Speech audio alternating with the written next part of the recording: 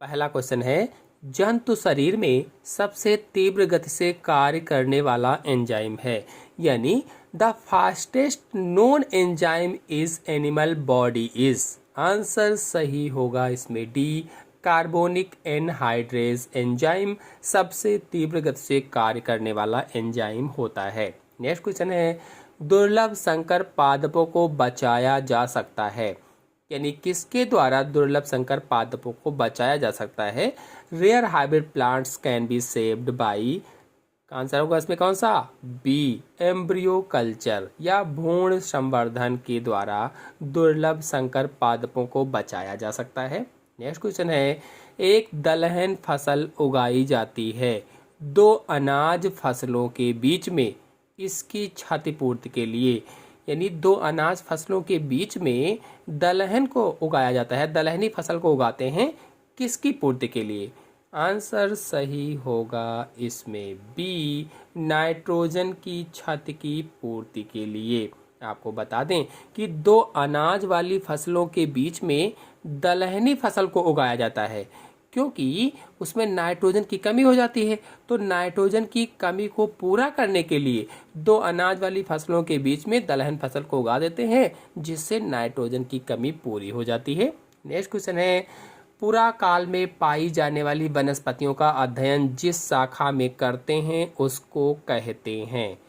पुरा काल यानी the branch that deal with the plant life of the geological past is called. Answer सही होगा इसमें बी, पैलियोबॉटनी। पैलियोबॉटनी। आपको बता दें कि पुरा काल में पाई जाने वाली वनस्पतियों का अध्ययन पैलियोबॉटनी शाखा के अंतर्गत किया जाता है और इसके अंतर्गत भूगर्भीय संदर्भों से प्राप्त पुराने पौधों के अवशेषों की प्राप्ति, पहचान और उनके पूर्व काल के वातावरण में योगदान का अध्ययन किया जाता है।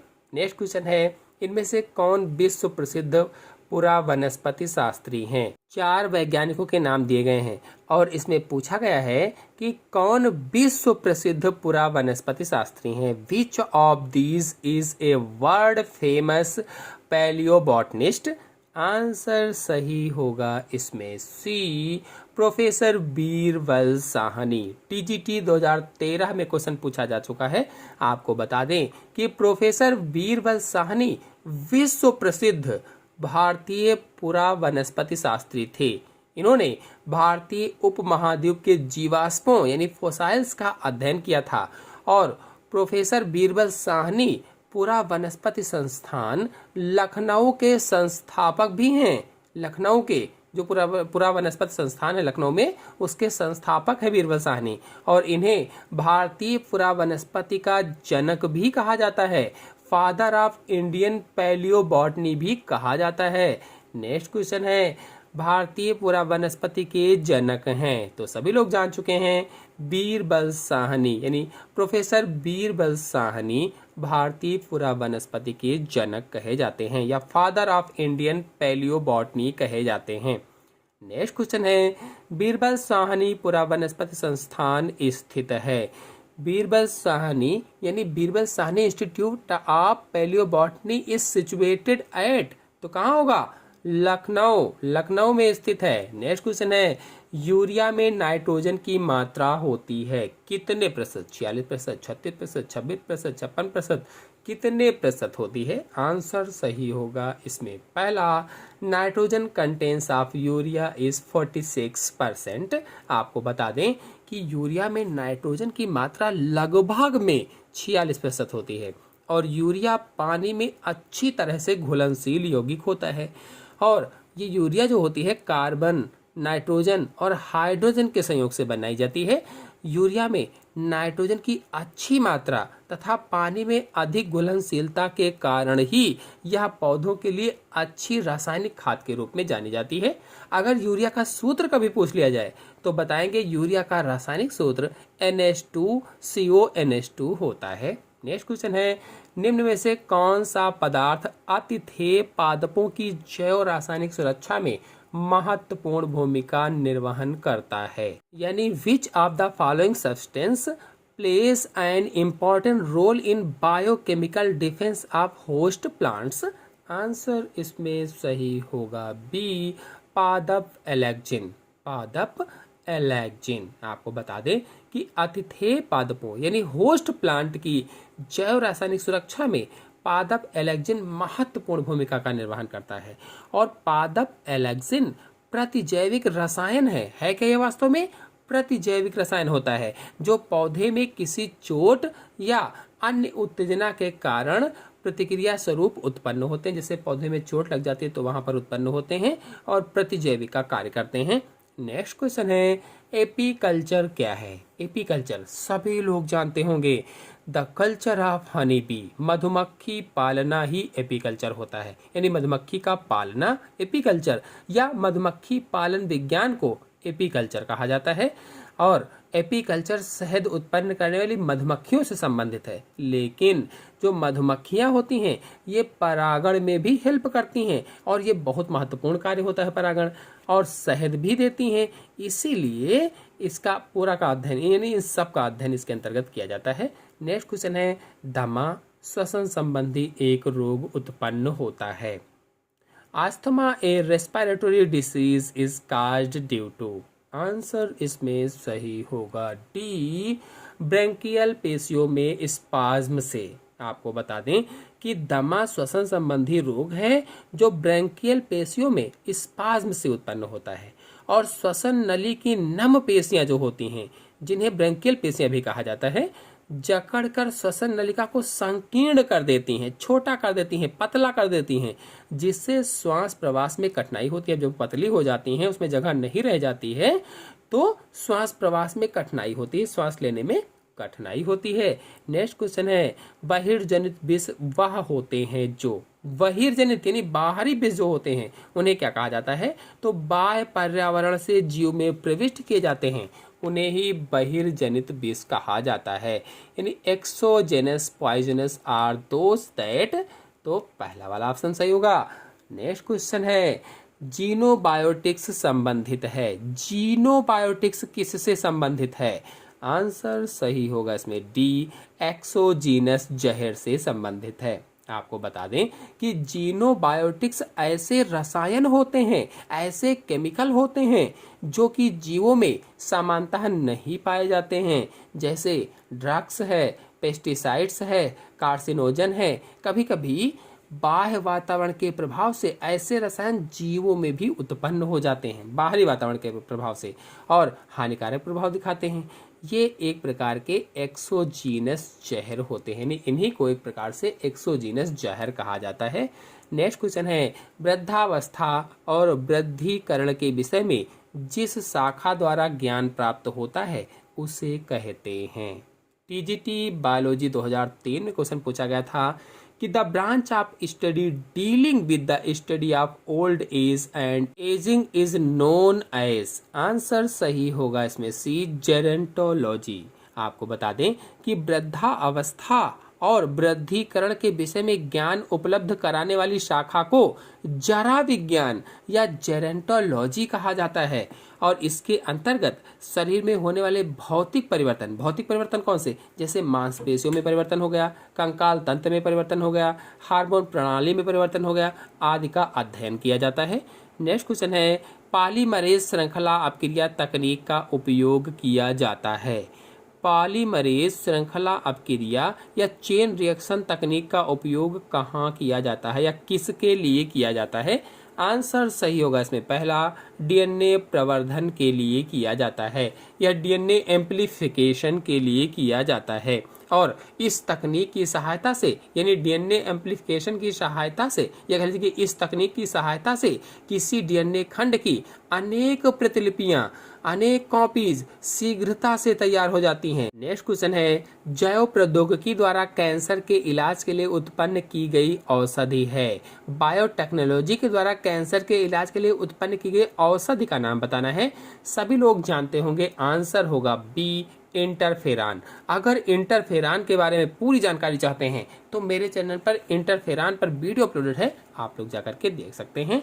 और आपको बता दें कि मनुष्य में 3 तरीके के इंटरफेरान पाए जाते हैं, अल्फा, बीटा, गामा, यानी इंटरफेरान अल्फा, इंटरफेरान बीटा और इंटरफेरान गामा सामान्यतः जो प्राकृतिक रूप से इंटरफेरॉन अल्फा है, एक प्रकार की श्वेत रक्त कणिकाओं द्वारा मनुष्य में संक्रमण या कैंसर उत्पन्न करने पर प्रतिरोधक के रूप में उत्पन्न होता है। नेक्स्ट क्वेश्चन है, आनुवांशिक अभियांत्रिकी में वेक्टर की तरह प्रयुक्त होने वाले प्लाज्मिड में होना अति आवश्यक है। वेक्टर की तरह से प्रयुक्त होने वाले या यूज होने वाले प्लाज्मिड में होना क्या आवश्यक है? आंसर सही होगा इसमें बी, प्रतिकृतिकरण के उद्गम का या ओरिजिन ऑफ रेप्लिकेशन का। नेक्स्ट क्वेश्चन है, निम्नलिखित में से कौन आनुवांशिक इंजीनियरिंग से संबद्ध है? आनुवांशिक इंजीनियरिंग से पीजीटी बायोलॉजी 2005 में क्वेश्चन पूछा गया था कि which one of the following has connection with genetic engineering? Answer सही होगा इसमें सी, प्लाज्मिड। आपको बता दें कि प्लाज्मिड का उपयोग आनुवांशिक इंजीनियरिंग में किया जाता है।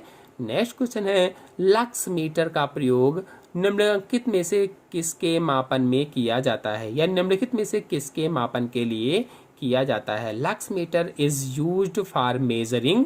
आंसर सही होगा इसमें सी, लाइट या प्रकाश। आपको बता दें कि लक्स मीटर प्रकाश की तीव्रता मापने का उपकरण है और वास्तव में लक्स ज्योति तीव्रता का SI मात्रक होता है और लक्स का मान 1 ल्यूमेन प्रति मीटर स्क्वायर के बराबर होता है। नेक्स्ट क्वेश्चन है, मेसेल्सन तथा स्टाल ने अपने प्रयोग के लिए किस रेडियो समस्थानिक का प्रयोग किया था? Meselson and stall used which radio isotopes for their experiments? Answer होगा इसमें पहला N15। नेक्स्ट क्वेश्चन है, कृषि मछली को नहीं होना चाहिए। 4 ऑप्शन दिए गए हैं, इसमें से कृषि मछली को क्या नहीं होना चाहिए? तो आंसर सही होगा इसमें B, culturable fishes should not be carnivorous, यानी मांसाहारी नहीं होना चाहिए बल्कि अन्य प्रजातियों के संगत में रहने की प्रवृत्ति होनी चाहिए और ऐसी मछलियों का रोग प्रतिरोधी और शाकाहारी होना कृषि की दृष्टि से आदि लाभदायक होता है। नेक्स्ट क्वेश्चन है, सुक्रोज में निम्नलिखित में से कौन ग्लाइकोसिडिक बंध पाया जाता है?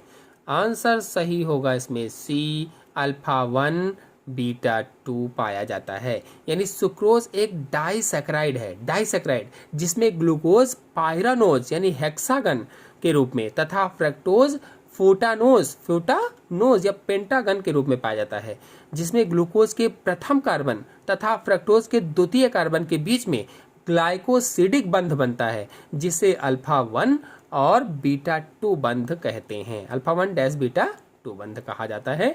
नेक्स्ट क्वेश्चन है, आंतरिक रसायनकों की रक्त वाहिकाएं अवशोषित नहीं कर सकती हैं।